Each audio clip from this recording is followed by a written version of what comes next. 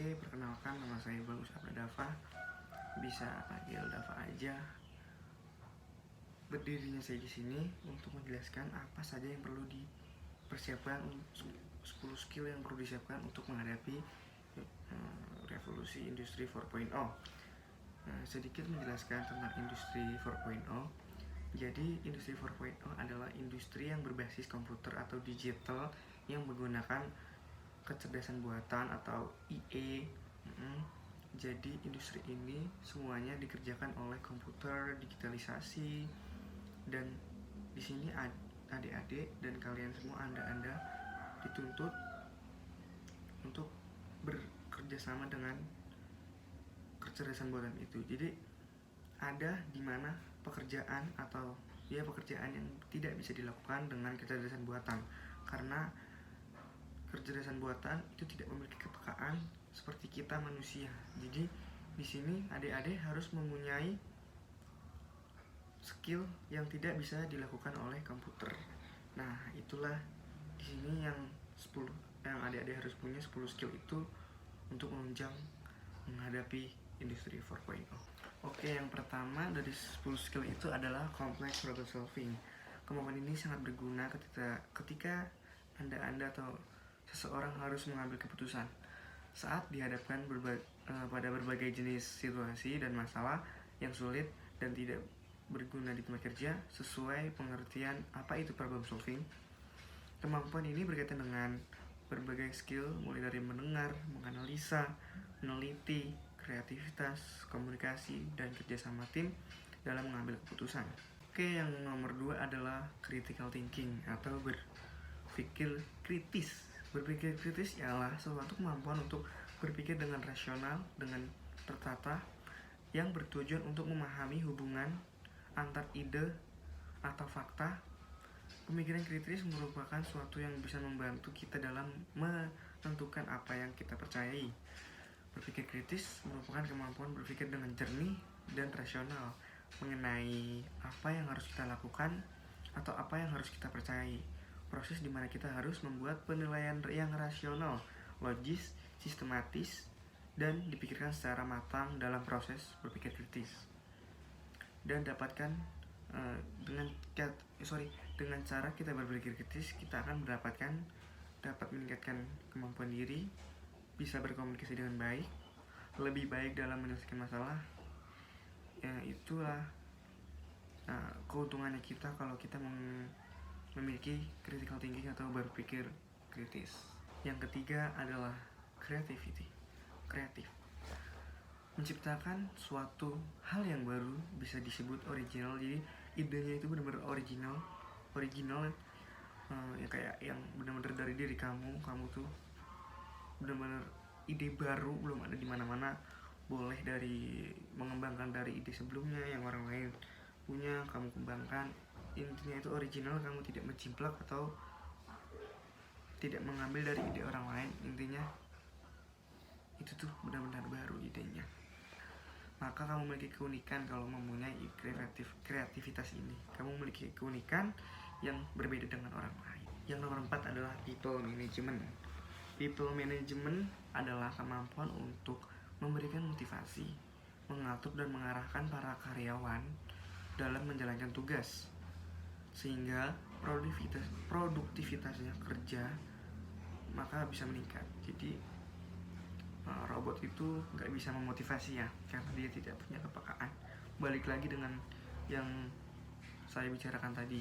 Yang kelima adalah coordinating with other. Coordinating with other adalah kerjasama tim, adalah bagian dari people management. Keberhasilan tim sangat tergantung pada koordinasi di antara para anggotanya, karena memang sebuah tim tidak bisa hanya dengan upaya satu orang, melainkan harus berkoordinasi dan berkolaborasi setiap orang yang terlibat dalam tim tersebut. Jadi kalau koordinasi atau kerjasama tim itu jadi nggak bisa satu aja yang menonjol, jadi kayak harus berkolaborasi, bertukar pikiran. Setiap orang dan semua yang anggota di dalam tim itu harus berkoordinasi, berkolaborasi. Oke, yang keenam adalah emotion intelligence atau kemampuan untuk mengatur emosi. Dalam hal ini, termasuk pula kemampuan untuk mengidentifikasi, mengelola, serta memanfaatkan emosi. Dan kemampuan seseorang dalam menggunakan dan memahami emosi, baik emosi orang lain maupun emosi diri sendiri, dengan tujuan meningkatkan kesehatan fisik dan mental. Seorang dengan emotional intelligence yang baik mampu mengontrol emosi saat marah, peka terhadap perasaan orang lain. Oke, sekarang yang nomor 7, yaitu kognitif. Secara makna, kognitif ini adalah sebuah aktivitas mental yang membuat suatu individu mampu menghubungkan, menilai, dan mempertimbangkan suatu peristiwa, sehingga individu tersebut mendapatkan pengetahuan setelahnya. Kognitif tidak bisa dipisahkan dengan kecerdasan seorang. Contoh, kognitif bisa ditunjukkan ketika seorang sedang belajar, membangun sebuah ide, dan memecahkan masalah. Dan mempertimbangkan jika kita mengambil keputusan, apa risikonya. Jadi, kita bisa memilah dan memilih ya. Kalau kita mengambil keputusan ini, apa risikonya, dan kita mengambil keputusan yang ini, apa risikonya. Semua itu memiliki risikonya masing-masing. Jadi gimana kita siap dengan risikonya atau tidak. Oke, sekarang nomor 8. Yang ke-8 adalah service orientation, adalah aktivitas yang dilakukan dengan tujuan akhir untuk dapat memberikan pelayanan prima dengan mendengarkan kebutuhan dari pelanggan. Pelayanan ini tidak hanya dilakukan oleh customer service saja, tapi dalam setiap individu di dalamnya, termasuk staff, atasan, maupun manajer penjualan. Kemampuan untuk melayani baik untuk perusahaan atau pelanggan tanpa mengharapkan penghargaan semata. Jadi ikhlas dalam hati untuk melayani dengan baik kepada pelanggan. Oke, sekarang yang ke-9. Yang ke-9 adalah negotiation atau negosiasi. Skill ini adalah kemampuan yang harus dimiliki agar proses negosiasi dapat berjalan dengan lancar dan efektif, sehingga kemauan dari semua pihak dapat tercapai. Negosiasi itu sendiri adalah percakapan yang orientasinya untuk mencapai kesepakatan yang menguntungkan semua pihak yang terlibat.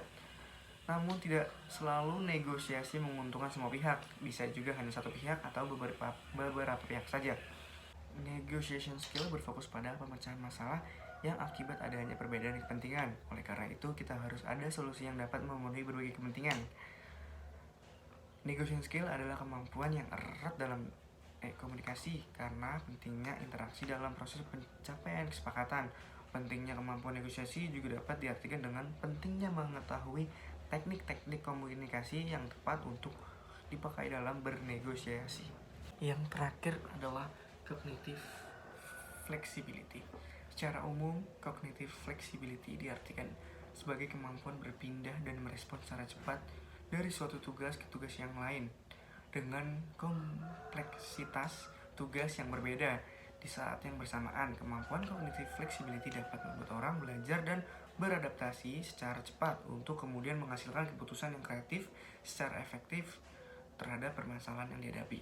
Oke, kesimpulannya menurut saya, untuk menghadapi industri 4.0 ini, industri ini sudah berbasis digital. Banyak pekerjaan yang sudah digantikan oleh robotik, seperti kerjaan dari produksi, tim produksi sudah digantikan dengan robotik.